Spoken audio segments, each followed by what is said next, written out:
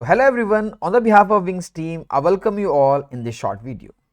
So to enhance the efficiency of the Wings system and with the approval of competent authority, Wings is introducing mapping procedure of dumping spaces with the stacks. So this will overall improve the stack allocation process. तो इस video में हम अपने depot के अंदर जो भी stacks हैं उनकी मैपिंग करेंगे उनसे एसोसिएटेड डंपिंग स्पेसेस के साथ, तो जिससे स्टैक एलोकेशन उन पर्टिकुलर स्टैक्स का तभी होगा जब उससे एसोसिएटेड डंपिंग स्पेस भी वैकेंट होंगे। तो हम डंपिंग स्पेस को मेंशन कर देंगे कि इन बंच ऑफ स्टैक्स के लिए ये वाले डंपिंग स्पेसेस ऑपरेबल हैं और ये वाले डंपिंग स्पेसेस इनऑपरेबल हैं। तो जब भी कंसाइनमेंट या फिर कोई लॉट डिपो में अंदर आएगा तो हमें रियल टाइम में उससे एसोसिएटेड जहां भी हमें उस कंसाइनमेंट को डंप करना है वहां उसकी रियल टाइम डंपिंग एंट्री करेंगे। डंपिंग की एंट्री करने के बाद नेक्स्ट स्टैकिंग या फिर बाकी के ऑपरेशन हम परफॉर्म करेंगे रियल टाइम में। जिससे क्या होगा, अगर कोई पर्टिकुलर डंपिंग स्पेस एंगेज है और उसके एडजेसेंट या फिर जो भी उससे एसोसिएटेड दूसरे स्टैक्स है उसके लिए कोई बुकिंग वहां पे बुकिंग एलोकेशन हो रहा है, वो स्टैक एलोकेशन हो रहा है, तो वो स्टैक एलोकेशन तब तक नहीं होगा जब तक वो डंपिंग स्पेसेस एंगेज्ड है। जैसे ही डंपिंग स्पेस वहां पे रियल टाइम में फ्री होगा, अवेलेबल होगा, ऑपरेबल होगा उस पर्टिकुलर स्टैक के लिए, तभी वो स्टैक वहां पे एलोकेशन होगा। अदरवाइज वो नेक्स्ट जो भी सीरियल में वैकेंट स्पेसेस शो कर रखा है वहां पे उसको स्टैक एलोकेट कर देगा। तो इससे हमें ओवरऑल ये हर्डल नहीं होगा कि हमारा डंपिंग स्पेस अवेलेबल नहीं है और पर्टिकुलर स्टैक में हमें स्टैक एलोकेट हो गया है, जिससे कई बार हमें दिक्कत आती है कि हम इस पर्टिकुलर स्टैक में जो भी एलोकेट हुआ है यहाँ पे डंपिंग कैसे करें इस पर्टिकुलर कंसाइनमेंट की, तो फिर हमें प्रॉब्लम क्रिएट होती है। तो इसी को इंप्रूव करने के लिए हम यहाँ पे ये पूरा डंपिंग स्पेसिस को मैप करेंगे स्टैक्स के साथ। और मैं आपको बता दूं कि आपको ये जो भी प्रोसीजर है ये पूरा वन टाइम प्रोसीजर है। आगे जो भी बुकिंग्स या स्टैक एलोकेशन होंगे वो इससे पूरा इफेक्ट होगा। तो जो भी आपको ये प्रोसेस पूरा समझा रहे हैं इसको पूरा ध्यान से देखेंगे तो अपने पर्टिकुलर डिपो में आप ये कर पाएंगे और फ्यूचर में जो भी स्टैक एलोकेशन होंगे वो एफिशिएंटली यहां पे हो जाएंगे। ठीक है, इसमें मैं आपको एक चीज और बता देता हूं कि जो भी आप अपने डिपो का एक लेआउट बनाते हो, जैसे आपके सामने एक है, मैं आपको बता दूं दो तरह के डिपो होते हैं जनरली। टाइप्स ऑफ डिपोज की अगर जनरली बात करें साइंटिफिकली तो या तो वो रोड फेड डिपो होगा, दैट मीन्स कि उस पर्टिकुलर यहां पे हम अपने डिपो के अंदर एक पर्टिकुलर शेड ले लेते हैं। सपोज ये 5000 एमटी का शेड है और उसका लेआउट नीचे दिया हुआ है। सपोज या तो दोनों तरफ रोड होगी, इधर भी रोड है और दूसरी तरफ भी रोड ही है, या फिर दूसरा टाइप हो सकता है नीचे दिया हुआ है कि डिपो विद साइडिंग फैसिलिटी, कि एक साइड में रोड है और दूसरी साइड में ट्रैक बना हुआ है। ठीक है, तो दोनों ही टाइप के एग्जांपल मैं आपको बताऊंगा, या फिर जैसा भी आपके डिपो का लेआउट है आप उस पर्टिकुलर लेआउट को फिजिकली एक पेपर पे या फिर फाइल में बना के रखें कि हमने कहां पे डंपिंग स्पेसेस को मेंशन कर रखा है या हमारे जो भी डिपो के अंदर शटर्स हैं वो कहां पे अवेलेबल हैं, उसके अकॉर्डिंग ही डंपिंग स्पेसेस यहां पे मेंशन किए जाते हैं। तो जो भी आप फिजिकली एक पेपर पे अपनी फाइल में करके रखेंगे वही आपको विंग सिस्टम में फीड करना है। फीड करने का प्रोसेस, कॉन्फ़िगर करने का प्रोसेस मैं आगे इस वीडियो में बताने वाला हूं।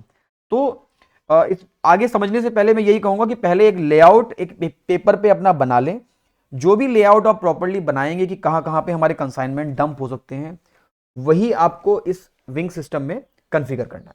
तो चलिए मैं आपको शुरू करता हूं। एक बार फिर से मैं आपको बता दूं कि दो तरह के डिपो हैं, दोनों तरफ रोड होगी या फिर एक तरफ रोड होगी एक तरफ ट्रैक होगा।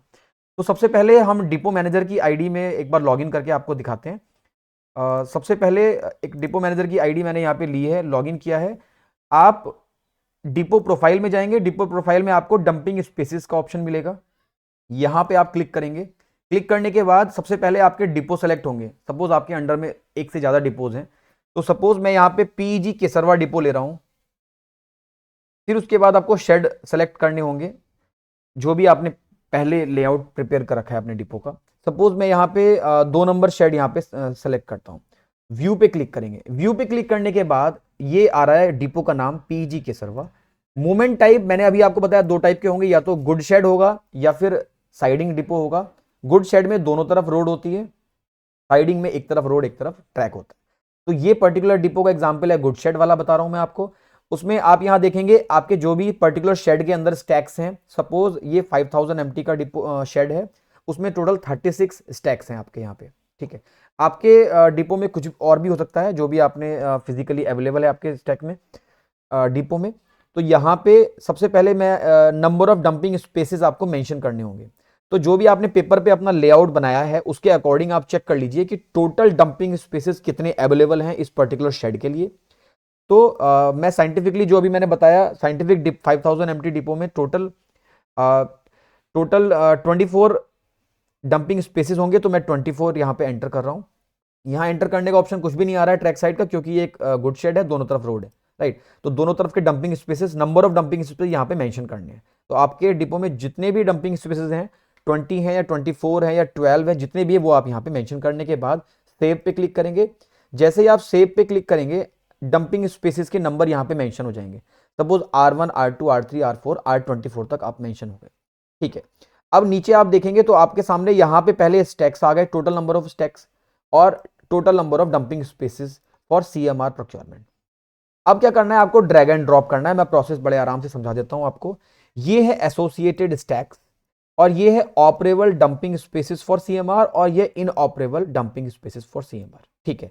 एक बार मैं आपको फिर से मैं आपको बता दूं PDF में, यहाँ पे सपोज ये वाला आपका डिपो का ऐसा आपने स्ट्रक्चर बनाया, लेआउट बनाया एक पेपर पे, उसमें आपके शटर्स टोटल 6 शटर्स हैं और यहाँ पे आपके डिपो का एक केबिन है।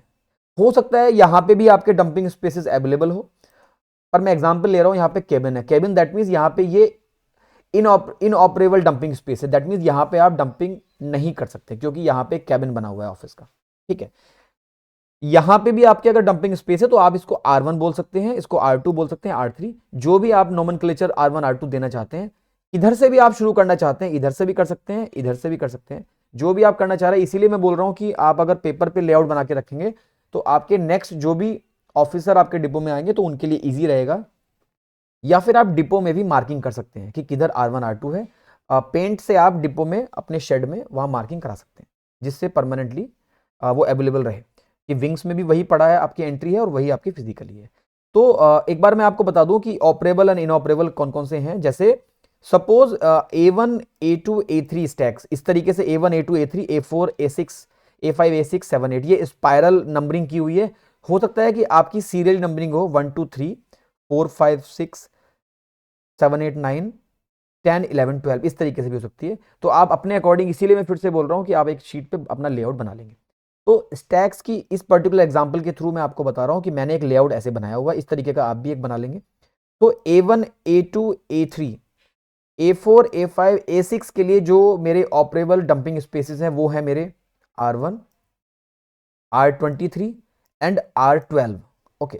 तो R1 R22 एंड R23 को मैं ऑपरेबल में डाल दूंगा। जैसे पहले स्टैक्स डाल देते हैं, यहां पे ड्रैग कैसे करना है मैं बता रहा हूं। R1 associated stack, R2 R3, थोड़ा समय लगेगा इसमें लेकिन ये करना होगा जिससे जो भी प्रॉब्लम आ रही है वो सब दूर हो जाए डंपिंग स्पेसेस की, ठीक है। R1 से R6 हमने एसोसिएटेड स्टैक्स हो गए। उसके बाद जो भी इसके डंपिंग स्पेसेस हमने देखे, एक बार फिर से देख लेते हैं वो क्या थे। R1 R22 R23, यहां पे कैबिन है, ये इनऑपरेबल है, ठीक है। तो R1 R22 R23, ठीक है, R23 R22, ये 3 डंपिंग स्पेसेस।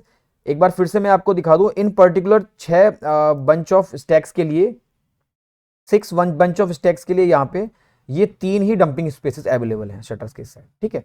तो अभी क्या करेंगे, यहाँ पे आप सेव पे क्लिक कर देंगे और आई यू ओके, यस, तो यहाँ पे ये सेव हो गया। नेक्स्ट, ऐसे ही फिर से नेक्स्ट करना है आपको, मैं फिर एक बार समझा देता हूँ। जैसे R7 R8 9 10 11 12, इनके लिए ये 4 डंपिंग स्पेसेस हैं, R2 R3 21 20, ठीक है। तो फिर से ड्रैग करेंगे आप, टैग कौन से हैं, 7 8 9 10 11 12, ये पूरा हमने स्टैक्स को ड्रैग कर लिया।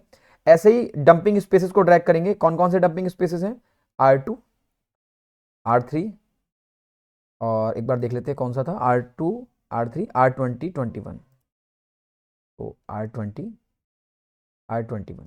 अब सपोज मैं आपको एग्जाम्पल के थ्रू बता रहा हूं, जो R21 है यहाँ पे कुछ परमानेंट ऑब्स्टिकल है या कुछ भी यहाँ पे हर्डल है परमानेंट, वो इनऑपरेबल है, यहाँ पे डंपिंग स्पेसेस पॉसिबल नहीं है।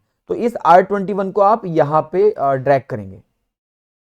एक बार वापस से, ठीक है, R21 को आप यहाँ पे ऊपर ले जाके फिर यहाँ पे ड्रैग करेंगे। That means this R21 is इनऑपरेबल dumping space. मैं सिर्फ एक एग्जांपल के थ्रू यहाँ पे बता रहा हूँ कि R21 इनऑपरेबल है, कि यहाँ पे डंपिंग पॉसिबल नहीं है। सिर्फ मैं एग्जांपल के लिए यहाँ पे शो कर रहा हूँ कि कुछ भी परमानेंट हर्डल यहाँ पे है, और ये कहीं पे भी हो सकती है, सपोज R24 पे या कहीं पर। इसको फिर से मैं सेव कर रहा हूँ और ये सेव हो गया। दैट मीन्स हमारा ए जो चैम्बर है वो कंप्लीट हो गया। ऐसे ही फिर नेक्स्ट बी के लिए करेंगे आप, B1 B2 B3 B4 B5 B6 के लिए 4 5 एंड 18 एंड 19 है, ठीक है।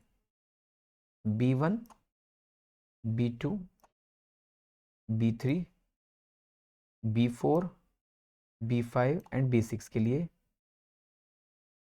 कौन कौन से हैं? R3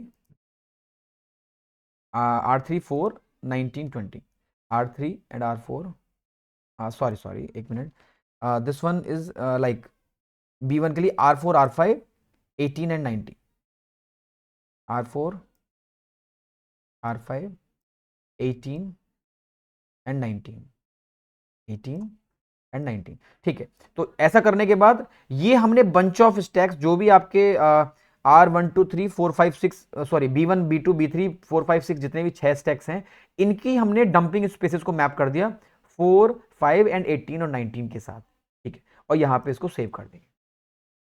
ऐसे ही आपको नेक्स्ट ये करने हैं बाकी सबके साथ।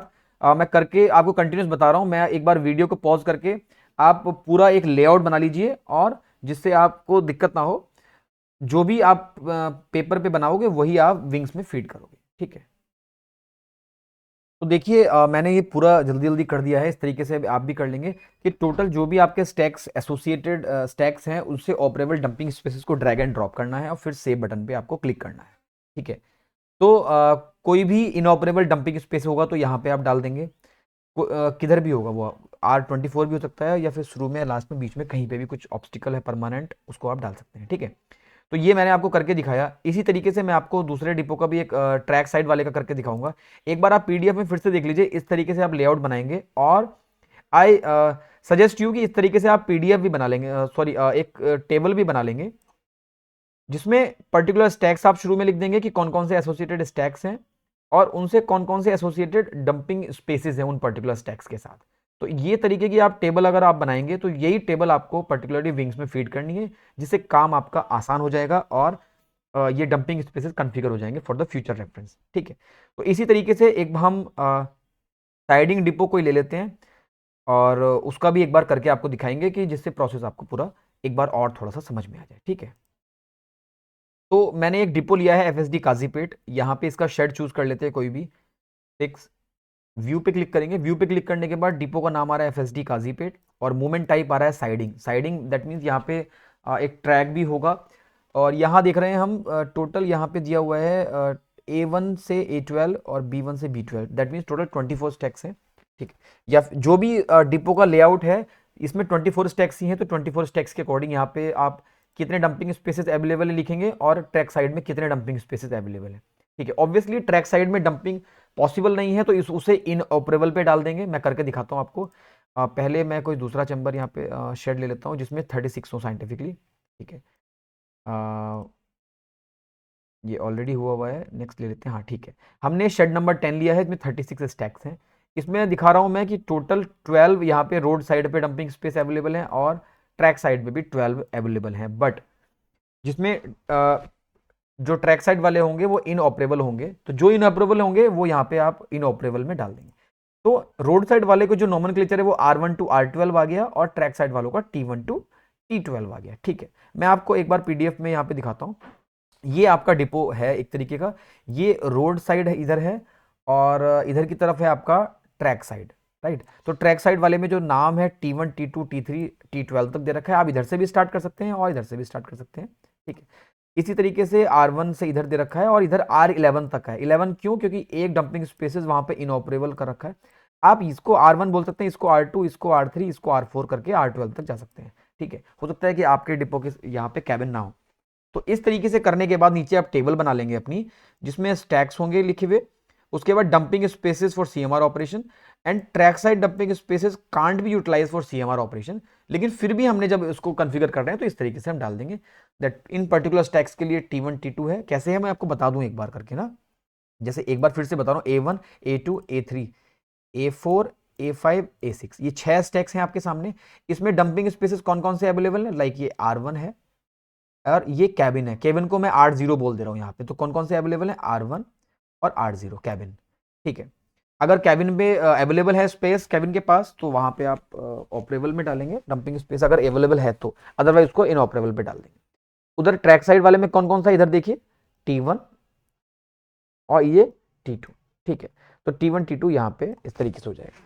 तो ये टेबल आप बना लेंगे तो that will be easy for you, आप कॉन्फ़िगर करने में आसान रहेगा। अब एक बार फिर से मैं यहाँ पे आता हूँ अपने डिपो में। तो मैंने बताया कि ड्रैग एंड ड्रॉप करना है आपको। ये है एसोसिएटेड स्टैक्स, सबसे पहले A1 A2 A3 A4 A5 A6। ठीक है, इनके साथ एसोसिएटेड कौन कौन से हैं, सपोज R1 और R2 है आपका। मैं इसमें R0 कंसीडर नहीं कर रहा हूं, सिर्फ समझाने के लिए। R1 R2 यहाँ पे डंपिंग स्पेस अवेलेबल है, और इधर से T1 और T2 अवेलेबल नहीं है, यानी दैट मीन्स इनऑपरेबल डंपिंग स्पेसेस है। ठीक है, तो यहाँ पे हम सेव कर देंगे। तो ये 6 स्टैक्स का हमने मैपिंग कर दी इन 2 डंपिंग स्पेसेस के साथ। तो जब भी कभी ये डंपिंग स्पेसेस अवेलेबल होंगे, तभी इन पर्टिकुलर स्टैक्स पे यहाँ पे बुकिंग या फिर एलोकेशन मिलने वाला है। ठीक है, सो आई होप जैसे मैंने प्रोसीजर बताया आप इसको फिर से ऐसे ही आगे फॉलो करेंगे। ड्रैग एंड ड्रॉप समझ में आ गया होगा, और इस पूरे प्रोसेस का जो करने का तरीका है वो भी समझ में आ गया होगा। So I hope the video is useful. अगर कुछ भी प्रॉब्लम है, कुछ भी क्वेरी है, तो आप विंग्स टीम से कांटेक्ट कर सकते हैं। यहाँ पे कांटेक्ट करने की डिटेल पूरी दी होती है वेबसाइट पे। अदरवाइज आप वीडियो के नीचे भी कमेंट करके कुछ भी क्वेरी हो तो पूछ सकते हैं। So I hope this video is useful for you. Thank you.